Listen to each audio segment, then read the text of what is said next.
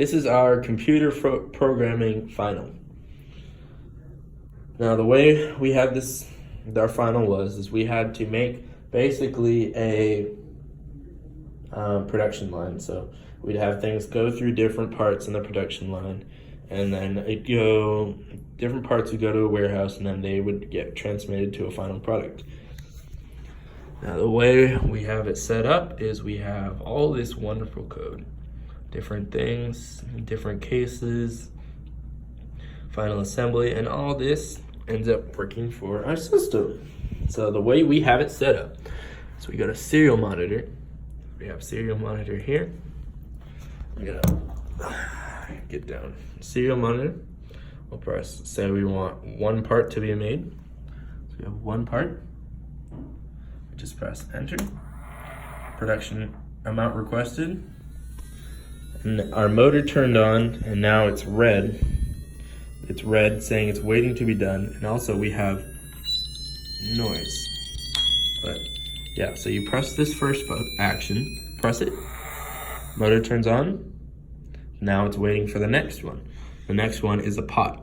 The pot, we switch it.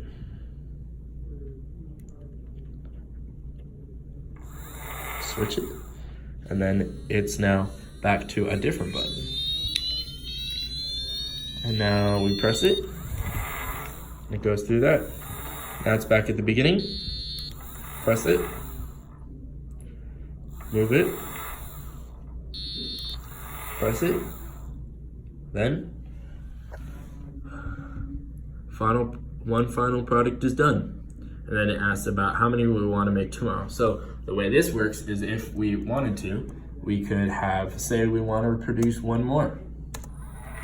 We do that, count it up, press the button, twist the pot, press the other button, press that button, twist the pot, press the button again, went through the system, and then 2 final products is done.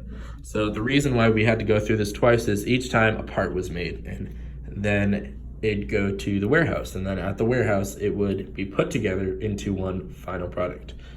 And the way we just did it is we made one product, and then it asked it, hey, did we want to make any more? Said yes, we want to make one more. Now it counted to 2 final products. So yeah, this was the basically an assembly line going through the different parts. You could have just two different human contacts or whatever, and then one pot.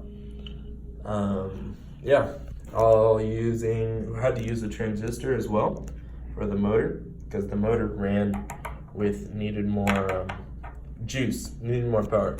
So we had to use a transistor, a diode, just stuff like that. And then yeah, LEDs will switch, motor will run while it's on the conveyor belt. This will sound while it's needing each one of these buttons, different buttons. Pot changes the resistance, and it'll wait for it in the analog.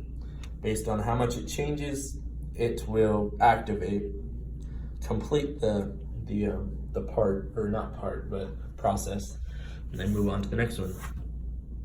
So yeah, this is the computer programming lab, the very final one.